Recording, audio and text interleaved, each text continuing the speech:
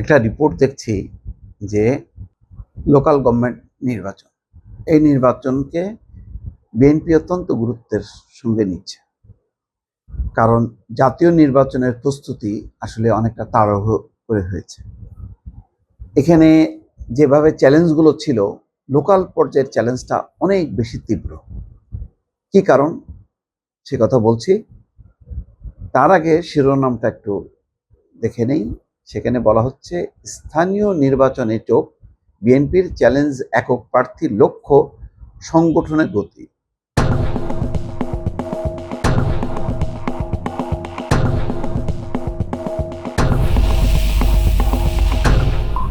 নির্বাচনটা সেপ্টেম্বর অক্টোবরে অথবা নভেম্বর ডিসেম্বর, এরকম একটা ধারণা স্থানীয় সরকার প্রতিমন্ত্রী দিয়েছেন, স্থানীয় সরকার মন্ত্রীও দিয়েছেন। তার প্রস্তুতি নিচ্ছে এবং বোঝা যাচ্ছে যে একটু সময় নেওয়ার কারণ হচ্ছে একটা সাংগঠনিক প্রস্তুতি না নিয়ে হুট করে নির্বাচনটা করতে চাচ্ছে না সরকার। চ্যালেঞ্জটা অনেক বেশি, কারণ হলো এখানে দলীয় প্রতীক থাকছে না। দলীয় প্রতীক না থাকাতে চ্যালেঞ্জটা বহুগুণ বেড়ে গেছে। কারণ লোকাল পর্যায়ে বিএনপির একাধিক প্রার্থী থাকবে, জামাতের একাধিক প্রার্থী থাকবে না, জামাতের একক প্রার্থী থাকবে। একক প্রার্থীর বিরুদ্ধে বিএনপি একাধিক প্রার্থী স্বাভাবিকভাবেই জামাতের নির্দিষ্ট ভোটগুলো যখন নাকি একত্রিত হবে, তার বিপরীতে ছড়ানো ছিটানো থাকবে বিএনপির ভোটগুলো নানা প্রার্থীর ভোট বাক্সে। তখন ওই সব লোকাল গভর্নমেন্টের যে ইউনিয়ন পরিষদের যে আসনগুলো, সেগুলি চলে যাবে জামাতের হাতে। তাহলে দলীয় প্রতীক থাকবে না, কিন্তু জামাত একক প্রার্থী দিতে পারবে, বিএনপি সেখানে একক প্রার্থী দিতে পারবে কিনা, এটা হচ্ছে সবচেয়ে বড় চ্যালেঞ্জ, যেটা জাতীয় নির্বাচনে ফেস করতে হয়। জাতীয় নির্বাচনের পর বিএনপি জেতাটাও একটা সংকট, কারণ এখন নিরঙ্কুশ সংখ্যাগরিষ্ঠতার সংসদে মাঠ পর্যায়ে বিএনপির একটা শক্তির একটা উত্থান ঘটতেছে। সেই শক্তির উত্থানটা যদি পজিটিভ না হয়, তাহলে এটা পুরোপুরি একটা বুমেরাং হবে। পজিটিভ বলতে, যদি দলের শৃঙ্খলা, দলের মানুষের প্রতি যে কমিটমেন্ট, মানুষকে সাথে নিয়ে এগিয়ে চলার প্রবণতা যদি না থাকে, যদি উল্টা হয় যে জনগণকে দমিয়ে রাখা, লুটপাট করা, দুর্নীতি করা, চাঁদা আদায় করা, এই সমস্তগুলি যদি চলতে থাকে। ইতিমধ্যে জামাতের শফিকুর রহমান বলছে যে নাম হচ্ছে জাতীয়তাবাদী দল, এখন এটা হলো জাতীয়তাবাদী চাঁদাবাজি দল। এইভাবে যে ট্যাগ লাগানো, এইটা বারবার তারা প্রমাণ করার চেষ্টা করবে। আর বিএনপির হচ্ছে এখানে ডিফেন্সিভে তাদেরকে খেলতে হবে, প্রমাণ করতে হবে বারবার যে না, বিএনপি চাঁদাবাজির সাথে যুক্ত না, দুর্নীতি, লুটপাট, দখলবাজির সাথে যুক্ত না, বা সন্ত্রাসের সাথে যুক্ত না। এইগুলো প্রমাণ করাটা খুবই চ্যালেঞ্জ।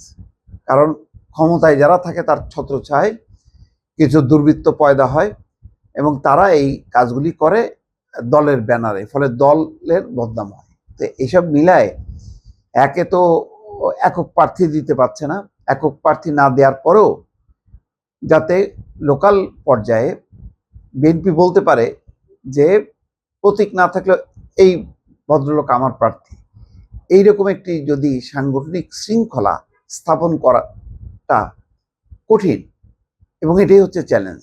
এবং এই কাজটাই সম্ভবত তারেক রহমান এবং তার টিম মেটরা শুরু করেছেন। খেয়াল করেন,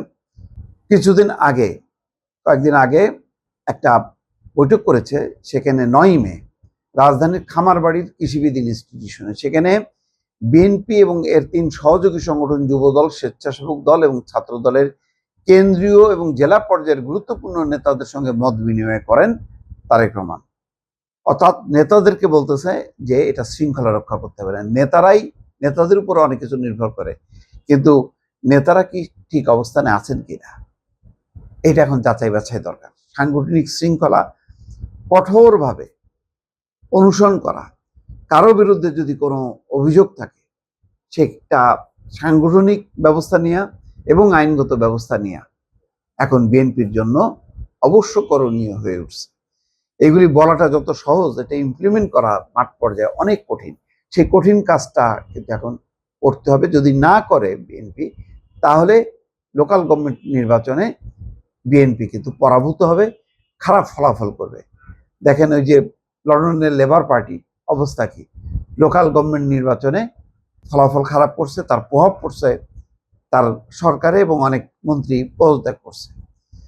তো এখানে বিষয়টা সেটা কম না হলেও যখন কি বিষয়টা আসবে যে বরিশাল প্রথম হয়তো বরিশাল বিভাগে শুরু হবে নির্বাচন, বরিশাল বিভাগে লোকাল গভর্নমেন্টের এতগুলো আসন ছিল, তার মধ্যে অধিকাংশ আসন জামাতের, তখন এর চাপটা পড়বে হচ্ছে ক্ষমতাসীনদের উপর। তো সেই কারণে লোকাল পর্যায়ে যাতে ভালো নির্বাচন হয়, এবং ভালো নির্বাচনটা একটা চ্যালেঞ্জ, কারণ লোকাল পর্যায়ে যারা ক্ষমতায় আছে তারা চেষ্টা করবে প্রশাসনকে প্রভাবিত করা, কিন্তু তারেক রহমান পরিষ্কারভাবে বলেছেন যে নির্বাচন ভালো হইতে হবে এবং ভালো করাটা হচ্ছে চ্যালেঞ্জ। ভালো যদি না হয় তাহলে আওয়ামী লীগ সরকারের আমলে যে খারাপ নির্বাচন হতো সেইভাবে বিএনপিকে অভিযুক্ত করবে। ফলে অনেকগুলো ক্ষমতায় থাকার কারণে অনেকগুলো যে চ্যালেঞ্জ তৈরি হয়েছে, সেই চ্যালেঞ্জ মোকাবেলা করা, দলের নিয়ম শৃঙ্খলা রক্ষা করা এবং প্রতিপক্ষকে মোকাবেলা করার জন্য ভালো প্রার্থী নির্বাচিত করে মানে ফল ঘরে তোলা, এই বহুবিধ কাজগুলো করার জন্য বিএনপি এখন সোচ্চার বা তৎপর বা সেইভাবে পরিকল্পনা করছে। এই কারণে খাল খনন কর্মসূচিতেও খেয়াল করবেন যে তিনি পথসভা করতে করতে কিন্তু চাঁদপুর পর্যন্ত গেছে, এবং এইভাবেই পরিকল্পনা সাজানো হচ্ছে যাতে তারেক রহমান এই সুযোগে একেবারে প্রত্যন্ত অঞ্চলে মাঠ পর্যায়ে তৃণমূল পর্যায়ে যেখানে বহুদিন যাননি অথবা কখনোই যাননি সেই সব রিমোট জায়গায় তিনি পৌঁছানোর চেষ্টা করছেন। এটা এখন বিএনপির জন্য জাতীয় নির্বাচনের থেকেও একটা বড় ধরনের চ্যালেঞ্জের মধ্যে বিএনপি পড়তে যাচ্ছে লোকাল নির্বাচনকে সামনে রেখে।